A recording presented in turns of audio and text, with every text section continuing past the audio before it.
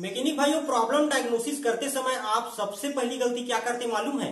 आप प्रॉब्लम के पीछे भागने लगते हो।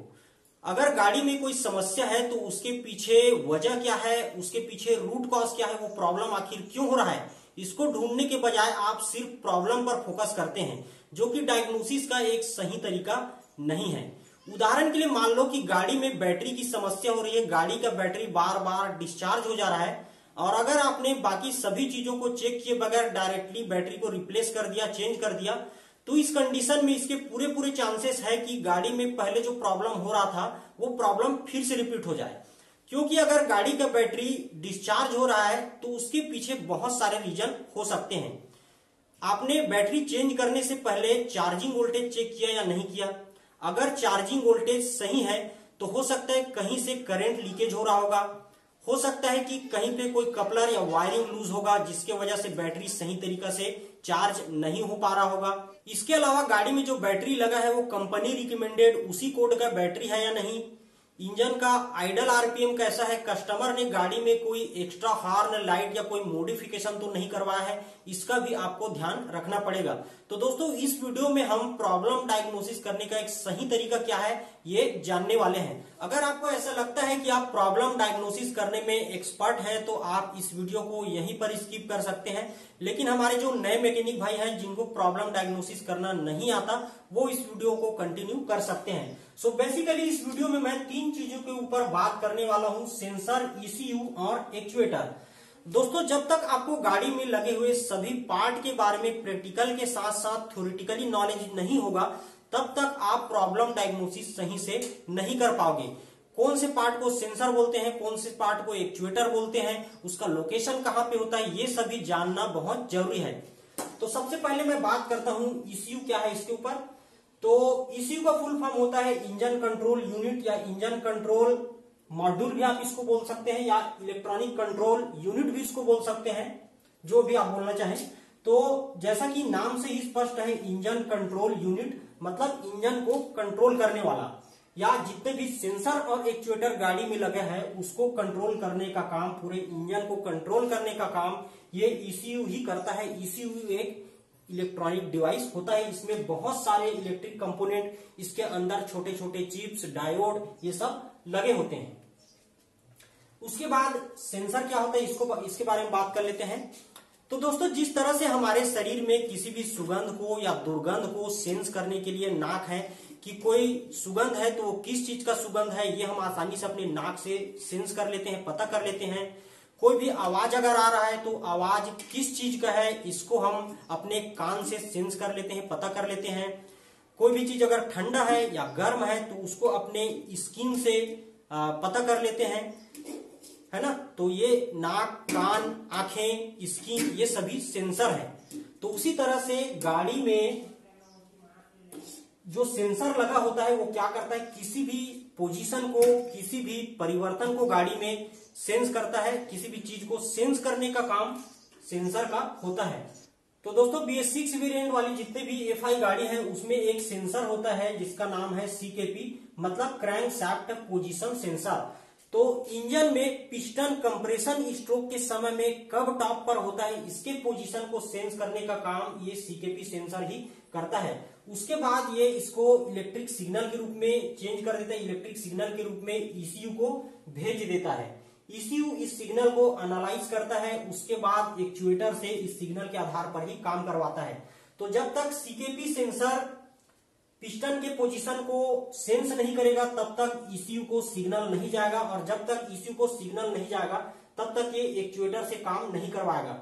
तो जब CKP सेंसर ये सेंस कर लेता है कि हमारा पिस्टन कंप्रेशन स्ट्रोक के समय में टॉप पर है तो उसके बाद ही ECU एक्चुएटर मतलब ये इंजेक्टर को सिग्नल देता है, उसके बाद ही इंजेक्टर पेट्रोल का छिड़काव इंजन के अंदर करता है। उसी तरह ये HT कॉइल स्पार्क तभी करेगा जब ये ECU से इसको सिग्नल जाएगा, मतलब CKP सेंसर जब सेंस कर लेगा तो इंजेक्टर और HT कॉइल को एक्टिवेट करेगा, तो इंजेक्टर से फ्यूल का छिड़काव होगा और HT कॉइल से स्पार्क मतलब करंट जनरेट होगा, है ना।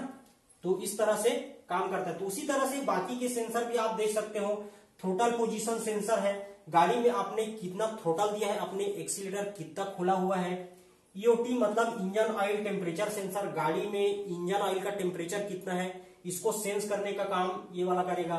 स्पीड सेंसर, गाड़ी में इंजन का स्पीड कितना है इसको सेंस करने का काम स्पीड सेंसर करता है। दोस्त इंजेक्टर एक एक्चुएटर है, एचटी कॉइल हमारा एक्चुएटर है, स्टार्टर सोलेनॉइड, उसी तरह से पर्ज वाल्व भी एक एक्चुएटर है। तो बेसिकली हम बोल सकते हैं कि सेंसर किसी भी पोजीशन है, किसी भी परिवर्तन है उसको सेंस करता है, उसके बाद उसको ईसीयू को भेजता है, उसके बाद ईसीयू गाड़ी में जितने भी एक्चुएटर लगे हैं उनसे उस हिसाब से फिर जो इलेक्ट्रिक सिग्नल इसको मिल रहा है उस हिसाब से इसको काम करवाता है। इसके बाद दोस्तों हम देखते हैं कि गाड़ी में कितने सेंसर लगे होते हैं। तो दोस्तों थ्रोटल बॉडी के ऊपर में 3 सेंसर एक ही साथ एक ही जगह लगा होता है। पहला मैप सेंसर, दूसरा टीपी सेंसर और तीसरा आईएटी सेंसर। इन सभी को एक साथ सेंसर यूनिट बोलते हैं। अगर इनमें से कोई भी सेंसर खराब हो जाता है तो सेंसर यूनिट को कंप्लीट आपको चेंज करना पड़ता है। मैप सेंसर क्या होता है ये देख लेते हैं। तो सक्शन स्ट्रोक के समय में थ्रोटल बॉडी से होकर जो एयर इंजन के अंदर इनटेक हो रहा है उसके प्रेशर को सेंस करने का काम ये मैप सेंसर करता है।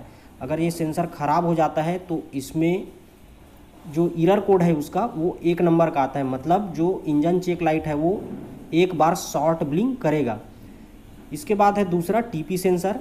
तो टीपी सेंसर थ्रोटल पोजीशन के ओपनिंग को सेंस करता है, आपने कितना थ्रोटल घुमाया है उसको सेंस करता है। इसका एरर कोड 8 होता है। इसके बाद नेक्स्ट सेंसर देख लेते हैं। तीसरा सेंसर है आईएटी सेंसर। इसका फुल फॉर्म है इनटेक एयर टेम्परेचर सेंसर। तो सक्शन स्ट्रोक के समय में थ्रोटल बॉडी से होकर जो एयर इनटेक हो रहा है उसके टेम्परेचर को ये सेंसर सेंस करता है और इसका एरर कोड 9 होता है। अगर ये सेंसर ख़राब होता है तो इसका इंजन चेक लाइट 9 बार शॉर्ट ब्लिंक करेगा। इसके बाद नेक्स्ट सेंसर है ऑक्सीजन सेंसर। तो एग्जॉस्ट गैस में ऑक्सीजन की मात्रा कितनी है इसको सेंस करने का काम ये ऑक्सीजन सेंसर करता है। अगर ये सेंसर ख़राब हो जाता है तो भी नॉर्मली इंजन स्टार्ट हो जाता है। इसका एरर कोड 21 होता है, मतलब ये सेंसर अगर ख़राब होगा तो इंजन चेक लाइट 2 बार लॉन्ग ब्लिंक करेगा और 1 बार शॉर्ट ब्लिंक करेगा। नेक्स्ट है ईओटी सेंसर। इसका फुल फॉर्म है इंजन ऑयल टेम्परेचर सेंसर। तो इंजन ऑयल के टेम्परेचर को सेंस करने का काम ये ईओटी सेंसर करता है। अगर ये सेंसर ख़राब हो जाता है तो भी नॉर्मली इंजन स्टार्ट हो जाता है, भले ही थ्रोटल देने के बाद या थोड़ी देर चलने के बाद इंजन बंद हो जाए, लेकिन नॉर्मली इंजन स्टार्ट हो जाता है। इसका एरर कोड 7 होता है। नेक्स्ट है सीकेपी सेंसर। इसको मैंने आपको पहले ही बताया है। फुल फॉर्म इसका होता है क्रैंकशाफ्ट पोजीशन सेंसर। तो पिस्टन के पोजीशन को सेंस करने का काम ये सेंसर करता है।